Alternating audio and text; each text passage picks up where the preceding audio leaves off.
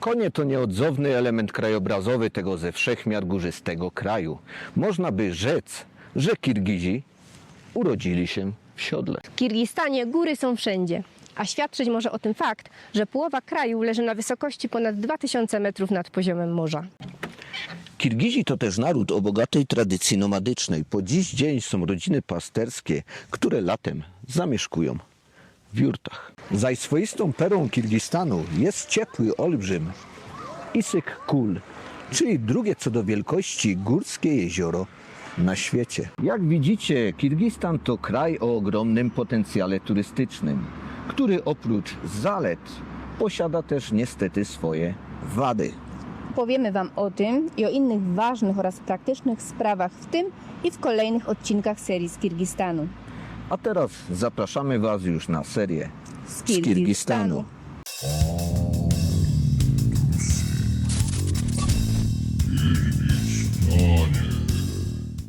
I ostatecznie wylądowaliśmy w Egipcie. A tak na serio to lecimy do Kirgistanu. Znaczy się jademy raczej autobusem, nie? Na 2 plecaki nam się udało spakować. Ta torba dużo, która nam się rozwaliła. Zamek się rozwalił, ale mam takie pasy i nawet do spodni mam pas. A później albo kupimy nową torbę, albo zaszyjemy to po prostu, nie? Zaszyjemy Beatum. Beata to zaszyje. Cieszymy się, że udało nam się w te 2 plecaki spokojnie spakować. No, za I dużo rzeczy cieszymy się, będziemy. że ta pani nam pozwoliła zostawić te swoje klamory. Te klamory. Zero zagospodarowania obok tych bloków. Wszystko na dziko tak rośnie, jakby w jakiejś, nie wiem, opuszczonej wsi. No i jesteśmy już na dworcu. Pani powiedziała, że mamy udać się na wtaroją platformę, czyli na drugą platformę. I tu są same takie małe busiki, a pani powiedziała, że będzie wielki autobus, nie? Także nie wiem, czy przyjedzie wielki autobus, czy to jest ten autobus, który ma być, bo powiedziała, że nie marszutka, no to może dla nich to jest autobus, bo wszystkie takie duże autobusy wycieczkowe, no to są z drugiej strony, z przodu, z frontu dworca. Można się nawet do Uzbekistanu stąd dostać, jest Taszkent. Także spoko. Bata, tu jest bagażnik jakiś. Ujebane to jest wszystko, sorry za przekleństwo. Brudne to jest wszystko, no ale jakoś to tam przeżyją te nasze walizki. Ja myślę, że to pójdzie tam, a ten se wezmemy po prostu na kolana, nie? To nie jest all inclusive. Musimy być brudni, trzeba być spoceni. To czemu ja w białym t-shircie? Ja sobie myślę, że to jest all inclusive i w ogóle wszystko na wypasie. Ja się, kurde, obległ jak książę Maroka. Być może przyjedzie jeszcze nasz znajomy z Irlandii i znajomo z Wietnamu. No bo oni też właśnie dzisiaj się wybierają do Biszkeku, tylko nie wiedzą, jeszcze nie wiedzieli wtedy, bo nie mieli kupionych biletów, o której godzinie pojadą. Przyjechał no całe szczęście autobus taki duży, normalny, także bez problemu pomieścimy swoje bagaże, jak i wszyscy inni. Panowie teraz tutaj przyszli do autobusów bez biletów. Chyba można kupić bezpośrednio u kierowcy. Właśnie śledzę sytuację, że można na miejscu u kierowcy, a nie kierowca ich odesłał. Panowie chyba jednak muszą iść do kasy, kupić bilety. Nie da się u kierowcy. Myślałem, że u kierowcy bezpośrednio można, ale nie można. Ach, korki tradycyjnie w Almatach, bez zmian. Nie jest to jakoś mega zakorkowane miasto, ale jednak korki są.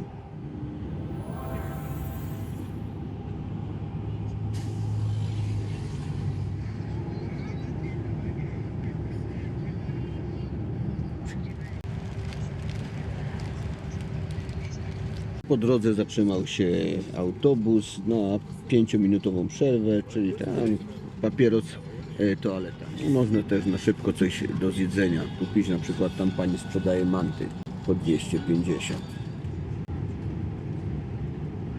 Oh no! Po drodze jeszcze tankowanie. U nas w ogóle nie wolno na włączonym silniku tankować, nie? A tutaj włączony silnik i tankowanie to nie jest żaden problem.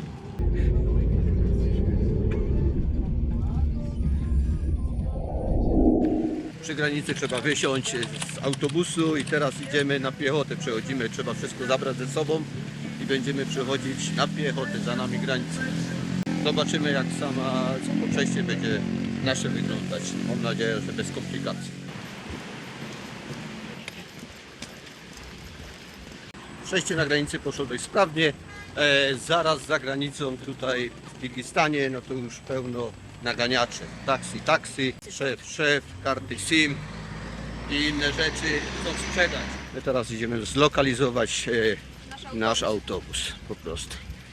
Zawsze warto zrobić zdjęcie albo tablic, albo autobusu, żeby później nie szukać pośród innych autobusów i nie kombinować, który to był. No ale spoko poszło. Tam przypuszczaliśmy w Kazachstanie bagaże przez bramki. Sami przechodziliśmy przez bramki. Później kontrola paszportów. W Kirgistanie już tylko kontrola paszportów i to wszystko, nie? No także luzik. Gdyby ktoś był zainteresowany, to pan tutaj SIM karty sprzeduje w autobusie po przekroczeniu granicy. Jest taka możliwość, my chyba będziemy kupować jednak na miejscu.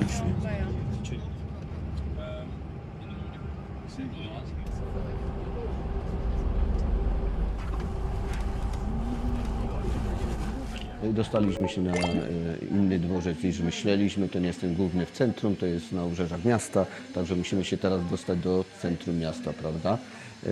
Tu na tym dworcu można od razu wymienić pieniądze, jest kurs taki normalny, myślimy. I teraz 13, ja? W tej kasie nie kupicie biletu do centrum, mamy pytać o 13 jakąś, ale ja tu nie widzę żadnej 13.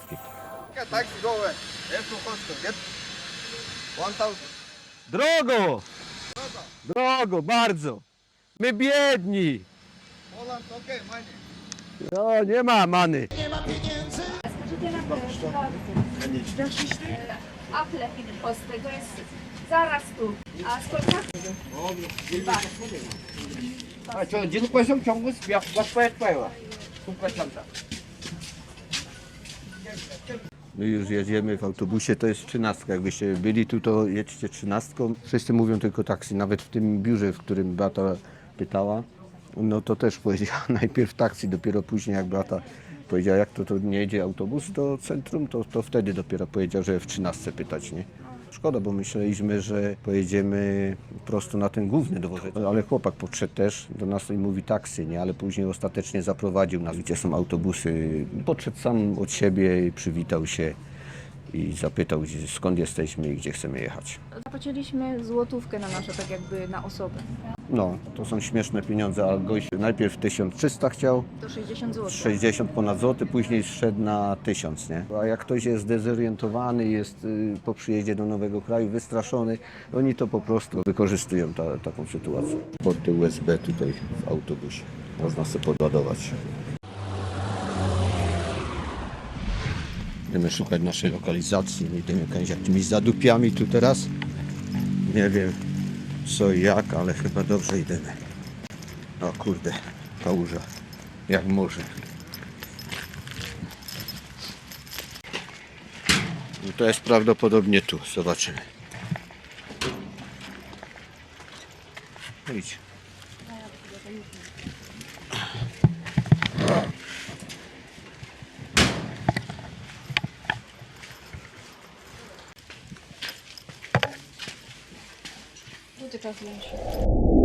Jesteśmy na miejscu w hotelu. Teraz Wam pokażę, jak tu mamy w tym naszym pokoju. Udało nam się dotrzeć w końcu z wielkim trudem i bólem, ponieważ korki były przeogromne i bardzo, bardzo długo jechaliśmy. No a pokój wygląda tak. Hostelowy pokój, duże łóżko, klimat, co nie zawsze się tu zdarza. Szafa, lodówka, telewizor, no i kibelek mamy. Zazwyczaj próbujemy brać pokoje, jeżeli jest taka możliwość, z prywatną łazienką. To jest jakby dla nas priorytet. Fajny prysznic, jak na hostel. Umywalka, kibelek. No i tradycyjnie nie wolno wrzucać papieru toaletowego do toalety normalnie, do kibelka. Trzeba wrzucać obok do kosza. No tak tu mają, bo to nie wiem, jakieś cienkie ruły mają i im to zatyka po prostu. Teraz musimy ogarnąć temat autobusu do Karakolu, czyli na wokzal pójdziemy i musimy szybko coś zjeść też. Idziemy ogarnąć jakieś jedzenie teraz i te bilety, ale kurczę, tu żeby dojść do tego wokzala trzeba całe obchodzić to, bo tam jak się nie można dostać. Nie wiem, czy tam coś robią, jest całe zagrodzone. A głodni my są już wpierane. Od rana my nic nie jedli, nie? A już jest 20. Z pierwszych informacji, które uzyskaliśmy, okazało się, że wokzal jest zamknięty. No łebki nam powiedziały, że jest zamknięty. No to fajnie. To nam komplikuje sprawa teraz. Nie jest wesoło, nie jest ciekawie. Być może jakiś remont tam robią. Nie wiem. ale nie można tam wejść. Teren dworca jest cały zamknięty. No chcieliśmy mieć blisko miejscówka dworca autobusowego, żeby się nie trzeba było nigdzie bujać. A teraz się okazało, że mamy bardzo daleko od dworca. Niestety taka niewiedza działo na naszą niekorzyść. Wyszliśmy do marketu tutaj takiego dość dużego, coś do zjedzenia kupić. Ale szczerze ceny serów to tu mają tak samo wysokie jak w Kazachstanie, albo jeszcze wyższe. Ten na przykład kosztuje ponad 50 zł za kilogram.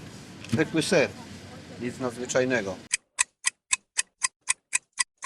Kupiliśmy pół kurczaka z grilla. Kosztował 225, połówka. Cały 450. Kurczaczek zjedzony, teraz pokażemy Wam, co udało nam się kupić, bo byliśmy na takich małych zakupach tutaj w sklepie. Wszystkie ceny Wam tu będziemy w polskich od razu pisać, bo teraz jeszcze nie ogarniamy tego przelicznika tak dokładnie, także nie chcemy Was wprowadzać jakby w błąd. Dobra, to może Wam pokażę, co kupiliśmy przed chwilą, ile to kosztowało, to sami ocenicie, czy to drogo, czy tanio. Tak na pierwszy rzut oka wydaje mi się, że tu kurde nawet drożej niż w tych marketach w Kazachstanie. No dobra, no to Beata Wam już pokazuje teraz. 37,98 woda litrowo, gazowana. Litr wody i jest bardzo mała różnica w cenie pomiędzy tą wodą i tą, nie? Bo ta kosztuje 39,98, a jest to 1,5 litra, ale chcieliśmy jedną taką mniejszą butelkę mieć. Gumy do rzucia kosztowały 34,99, banany 120 i 15, 185,70 za 2 lody. To są firmy. To jest jakoś Miszka, oni tu są znani i w Kazachstanie też. Później jeszcze mamy dwie kawy, mocne kawy 3 w jednym. McCoffee, taka firma chyba ichniejsza i to kosztowało 35,78. Później jeszcze dwa batoniki Milky Way, gramatura 22,5 gram. 59,76, czyli można powiedzieć 30 za sztukę. Aha, jeszcze karta SIM, którą kupiliśmy. To jest operator niejaki z wykrzyknikiem. Tak to wygląda. Na miesiąc bez limitu internetu kosztowała 550 som. Jedna sprawa z tym dworcem, ponieważ ten dworzec, który myśleliśmy, że jest otwarty, jest zamknięty. Specjalnie braliśmy miejscówkę, żeby mieć koło dworca. No i jutro musimy się bujać znowu tą 13 na tamten dworzec, na który przyjechaliśmy. Musimy sobie kupić bilety z powrotem do Almaty i musimy kupić bilety na Karakol. W tym hostelu mamy takie śniadanie, więc skromne śniadanie raczej. No jest do wyboru kilka opcji. Większość wegetariańskich, o dziwo. Z mięs nie ma nic na śniadanie, tylko jest omlet, prawdopodobnie z jakąś kiełbasą, bo tam nie jest zaznaczone, że jest wegetariańska. I jest wegańskie też jakieś danie. Sami przynieśliśmy sobie kawę, żeby nie było, także kawa jest nasza, bo tutaj nawet nie było dostępnej, tylko gorąca woda jest, nie? Do śniadania nie ma żadnego napoju. Słabe to tu jest, trzeba przyznać. Kolejnego dnia rano priorytetem dla nas było to, żeby załatwić dwie ważne sprawy, a mianowicie ogarnąć transport w kierunku miasta Karakol, ponieważ planowaliśmy się dostać w rejon kanionu Skaska oraz zakupić bilety na autobus powrotny do Almaty. A z racji tego, że dworzec obok naszej miejscówki był w remoncie, musieliśmy dotrzeć do dworca oddalonego od centrum o kilkanaście kilometrów. Czas odgrywał kluczową rolę. Zresztą, jak zawsze, ponieważ chcieliśmy jeszcze pojechać w pewne ciekawe miejsce za miasto z imponującym wiszącym mostem i cudownym wodospadem. A korki królujące na ulicach Biszkeku skutecznie nam sprawę utrudniały.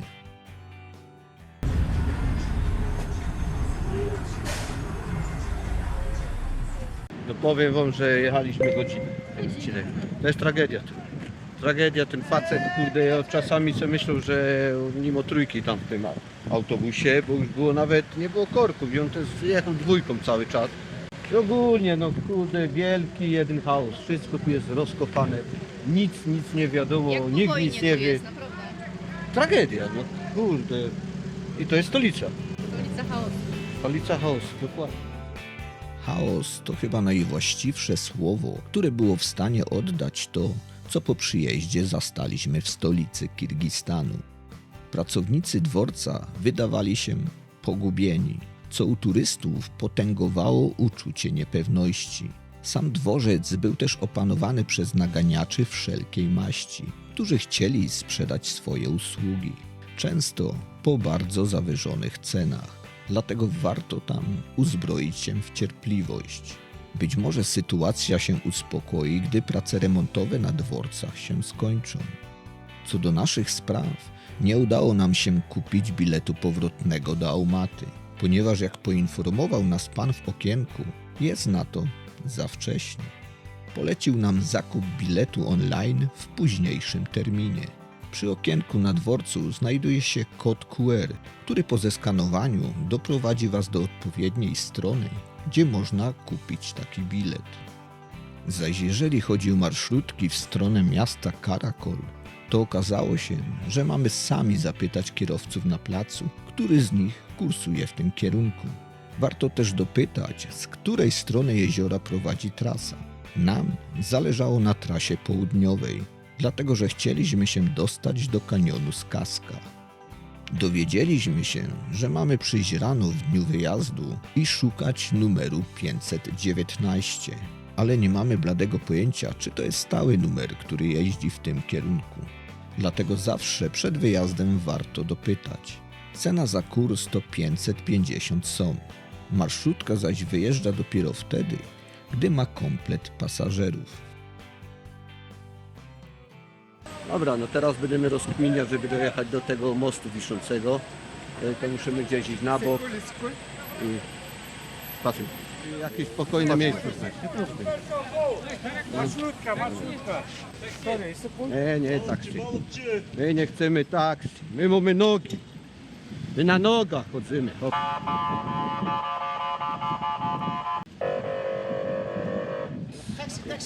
Weź ty już spierdalaj. Nie taksi, dzięki, spasiba. Wy to macie drogi. Dowiedzieliśmy się tyle, że dojazd jak najbardziej na południe miasta to czas około 2 godzin. Teraz musimy iść w tamtym kierunku na autobus linii 51. Później jest przesiadka na 12, nie? Zatrzymał już. Podszedł proszę. Spasiba большое. Pan się nam zatrzymał, super. Także nie musieliśmy dybać na przystanek. Kawał drogi jeszcze.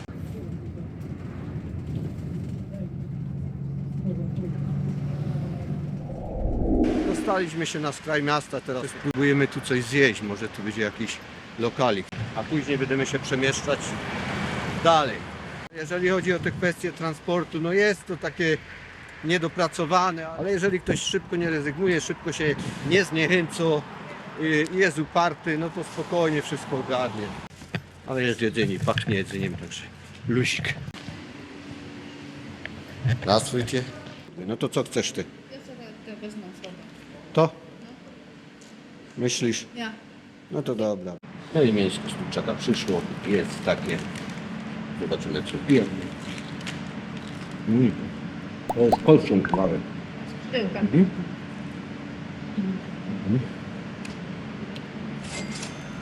Przyprawione, ciepłe. Tak powinno być. I to jest naprawdę dużo tego, nie? A jak Ci smakuje? Może być, czy nie za bardzo? Dobra, a ostre? Ostre są, nie pikantne, ale okej. I tu kolejny akcent z Polski, wiozę Twoją paczkę. Flota impostu sprawuje się w Kazachstanie jeszcze bardzo dobrze. Dokończą swojego żywota tutaj. My lecimy marszrutką teraz do miejscowości Arasz. Przed nami piękne góry. 373. To jest numer. I dostaliśmy się do tej miejscowości tutaj na skrzyżowaniu. Teraz chcemy się dowiedzieć, czy w ogóle Здравствуйте. Извините, а идет тут на Татар? Дорога на на Татар? Татар, да, вот эта дорога на Татар. Идут что, маршрутки, Нет, маршрутки нет, автобуса тоже нет. Да, но вы можете попутки поймать. Попутки? Попутки, те машины, которые в ту сторону едут. Попутка, она бесплатная. Ага. Но если как бы договориться, то они иногда берут. Autostop. такси- Да, автостоп, да, автостоп. Спасибо. Tu nie jedzie żaden bus. nic. No, taksi albo paputki. A co to paputka? Autostop. Paputka. Paputka to jest autostop, mnie się dowiedzieli. My jedziemy z panem Indeksem, w końcu weźmy sobie, dożyczyli Indeksa, także pan nas dowiezie. Это в магазине вот китайский порошок. Китае все делают. Все, все. А у нас тоже. У нас тоже. Что не покупишь китайский? В Китае продают товары хоть больше, хоть Да, больше. да, да. Тоже.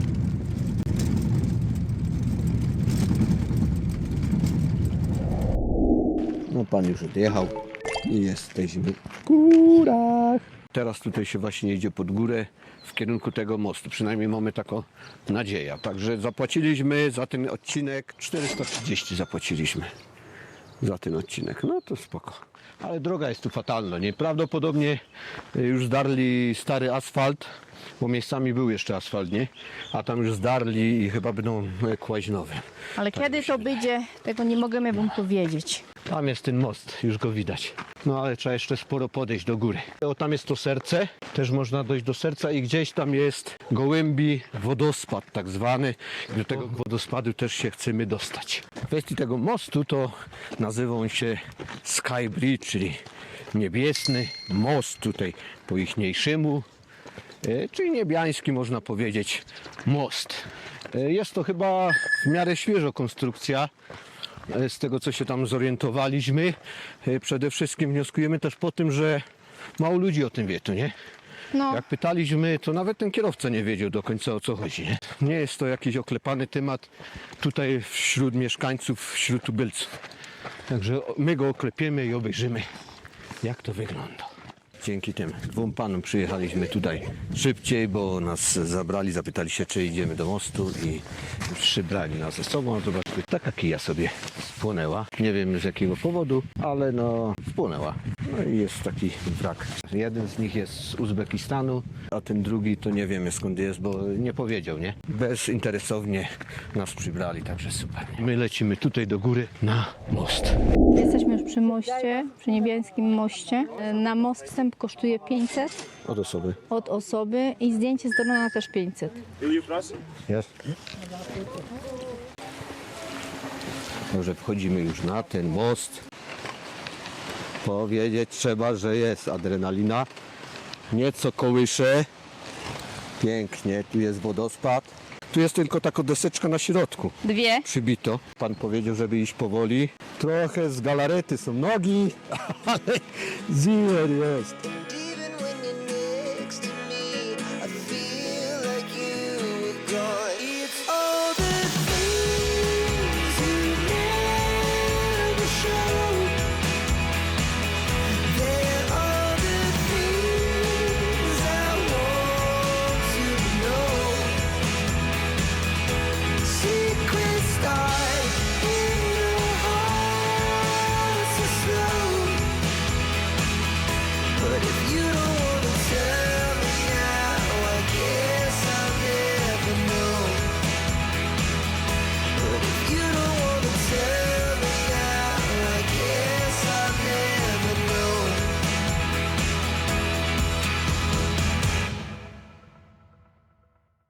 Nie oddaję tego dystansu do ziemi, że tak powiem, I tego bujanka. ale bujanka też nie oddaje. I tej adrenaliny, która w nas jest na pewno, ale super. No fajną atrakcję, tak pobudza krążenie, trzeba przyznać. Jest pięknie. I już jesteśmy na stałym gruncie. Tam na dole jest wodospad Gołębi. Za chwilę tam podejdziemy jeszcze na dół. Już nie na skróty, tu nie będę skokał, ale tam gdzieś od dołu się wchodzi, także rozkminimy ten szlak do tego wodospadu. Jeszcze się przejdziemy, tam jest właśnie ten wodospad. A teraz idziemy jeszcze do serca na górę zrobić sobie fotę. Rozkminiliśmy właśnie przed chwilą z Beatą, że jeden z tych gości, który nas przybrał, to jest ruski prawdopodobnie. No nie wiem, wstydził się przyznać do swojej nacji, dlatego nie powiedział skąd jest. No ale mimo wszystko, no fajny gość przywiózł nas i wniosek jest prosty, że wszędzie można spotkać fajnych i dobrych ludzi. Nie? Niekoniecznie popiera to, co się dzieje w Rosji. Dokładnie. Nawet spotkaliśmy w Uzbekistanie ludzi z Rosji, którzy przepraszali nas za to, nie? Że są z Rosji. Że są z Rosji. Na całym świecie ludzie dzielą się na dobrych i na złych. Bez względu na nację. Takie jest moje zdanie. Dotarliśmy do serducha i teraz w serduchu Beata idzie sweet ujęcie miała, a za chwilę sweet zdjęcie. Tak wygląda to serducho. Z Beatą Ale w wieje. centralnym punkcie. Wielkie, wielkie serducho.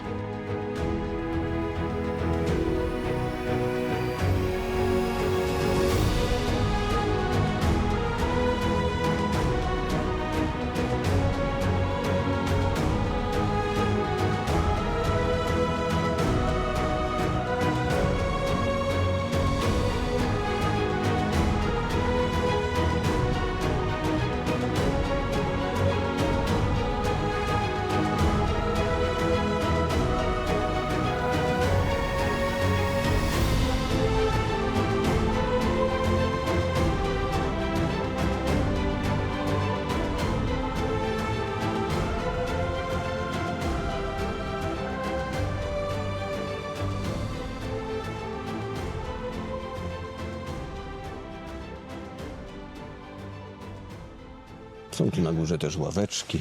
Oprócz tego serducha można jeszcze tam wyjść wyżej. No i moje piękne widoki, zobaczcie. Cudowne. No to jest naprawdę coś pięknego w takich okolicznościach przyrody się relaksować. No fajno, to jest taka atrakcja, ten most, no jest na pewno adrenalinka. Jest to w pewien sposób spektakularne. Jeszcze to nagranie tym dronem to warto sobie zrobić. Nie są to jakieś wielkie pieniądze. Chata została na dole, a jeszcze idę do góry. Ta ścieżka prowadzi do takiego punktu widokowego. W dole płynie rzeka. Tu jest taka skała. No i szkoda, że Beata nie przyszła tu ze mną, bo nie będzie mi miał kto zdjęcia zrobić. Można by puścić naszego wandrona, on by mi tu zdjęcie zrobił. Ale no jest wiatr. Taki boję się, że go zdmuchnie. O matko i córko, i córko. No to jest piękny widoczek, tutaj jest skała właśnie, pięknie. Warto podejść tutaj kawałek, bo naprawdę można ładne fotki wyłapać, ładne fotki zrobić z widokiem na te góry i dolinę tutaj. No i wchodzimy ponownie na most, idziemy z powrotem. No i teraz przed chwilą jeszcze dowiedzieliśmy się, że ten most został zbudowany przez tego pana, który nas tam wpuszczał i przez jego ojca. Z ojcem sobie zbudowali ten most i czepią kasiora, kręcą biznes. 3 lata to tu jest i we dwóch se to skonstruowali. Nie wiem, czy kupili ten most już gotowy i go tu zamontowali.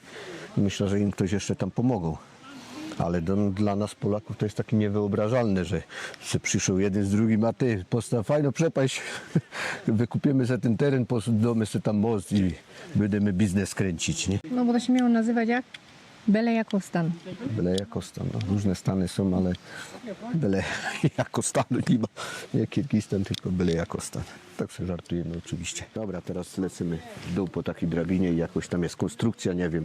Też to pewnie ten pan z tym ojcem zrobili. No ale Beata powiedziała, że nie wie, czy by tam wchodziła, jakby to wiedziała wcześniej. Że to jakiś chłop z ojcem co zrobił. A tu też chłop z ojcem zrobił i idziemy. No ciekawe jest to zejście, trzeba przyznać. Fajnie się tu schodzi, fajnie to jest nawet przygotowane. Może wymaga odrobiny jakiejś sprawności tam fizycznej, bo trzeba się trzymać za liny i tam są czasami takie uskoki dość duże, no są przepaście. No i po chwili schodzenia jesteśmy już przy wodospadzie Gołębim. A czemu się nazywa Gołębi do końca nie wiemy i nie wiemy też jaką ma wysokość ten wodospad i też w sumie stricte nic nie wiemy na temat tego wodospadu, ponieważ dopiero dzisiaj się dowiedzieliśmy o tym wodospadzie i do końca nie wiedzieliśmy, czy to jest tu, czy gdzieś indziej, czy w ogóle dotrzemy do tego wodospadu i jakoś tak nie szukaliśmy specjalnie nic na ten temat, a też nie było zbyt wiele. Wodospad wygląda na około 30 metrów, mi się wydaje, nie? No, lekko. No jest fajny, wysoki. Może ten strumień wody nie jest zbyt imponujący, ale patrzcie jak on tu długo płynie po prostu, bo jak tu już jest taka pieczara wyżłobiona właśnie przez podejrzewą wody tego wodospadu, no bo jakby inaczej, no to on może tu płynąć nawet miliony lat. Warto tu podejść, jeżeli już dojdziecie do tego mostu, zejść na dół, no fajnie to wygląda, taką fajną świeżo bryza jest do tego wodospadu. Ale czemu się nazywa Gołębi, jak myślisz? Bo tu gołębie piły z tego. A jeszcze myślę, że gołębie sikają tam na górze i to leci. Można tu podejść zdecydowanie bliżej, po kamieniach nawet pod sam wodospad, także ja tam pójdę, ale fajno bryza.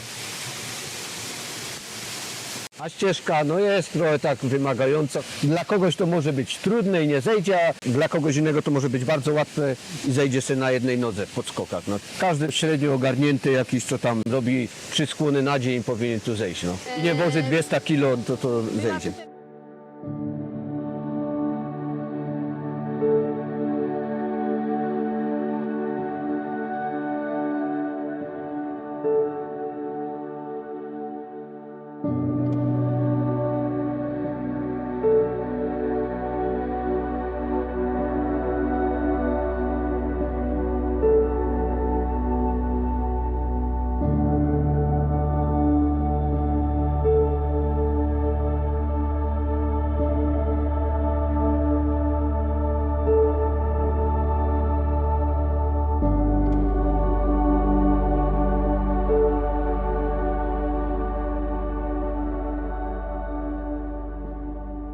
raczej jest platforma przygotowana do skoków na bungee, coś. Prawdopodobnie na bungee, pan powiedział na linię, no to ja myślę, że na bungee. Też to tu pewnie robił ten pan z ojcem. Oni wszystko stroili. Oni Wszystko stroili. stroili. Teraz my byli nad wodospadem, też postrojone przez nich chyba. Postrojone, tak. Co drugi szczebel, liny pourywane.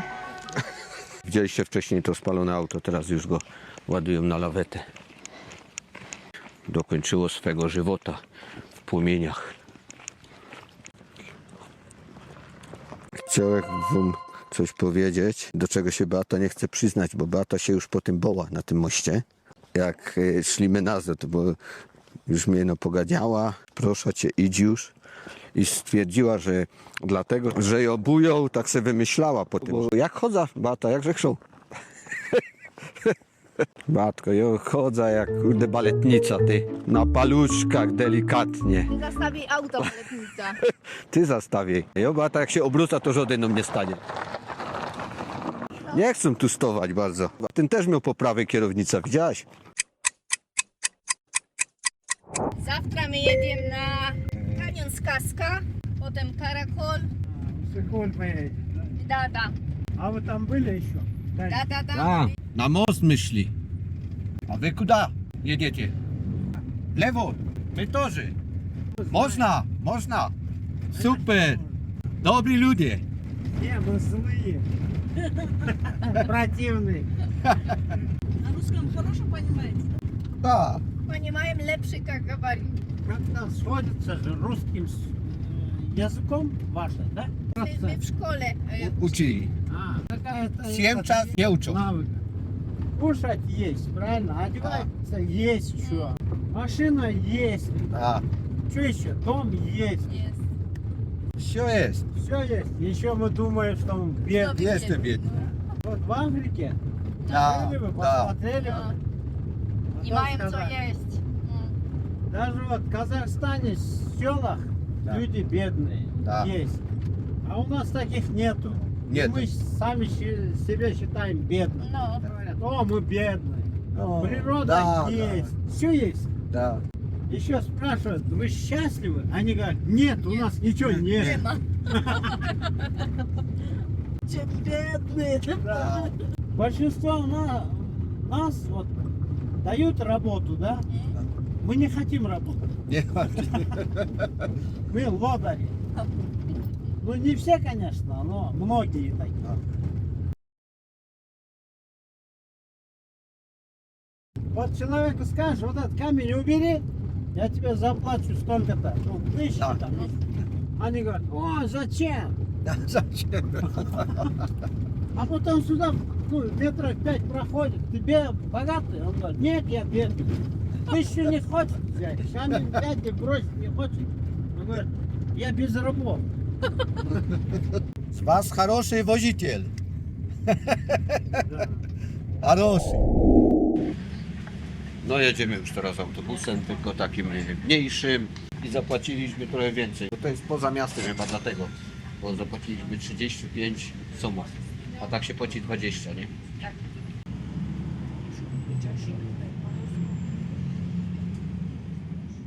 Zgubiłem mikrofon. Znaczy się wypadł mi gdzieś w busie numer 12 po mikrofonie. Próbowaliśmy teraz jeszcze namierzyć, znaczy się namierzyliśmy, gdzie jest zajezdnia, ale to tylko tyle.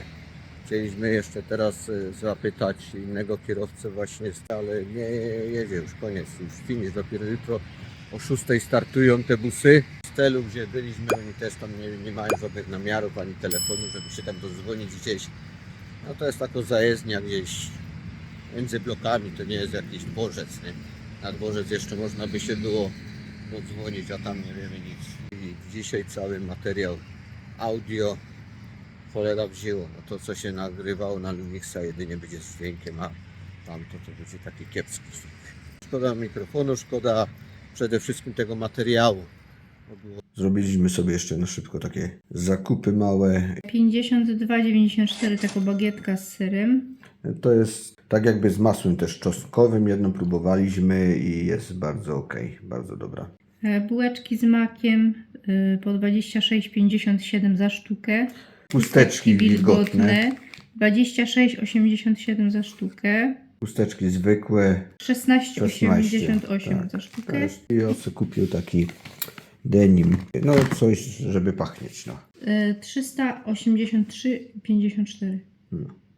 To wszystko. Dziękujemy za uwagę. Ciągą brzuch, nie?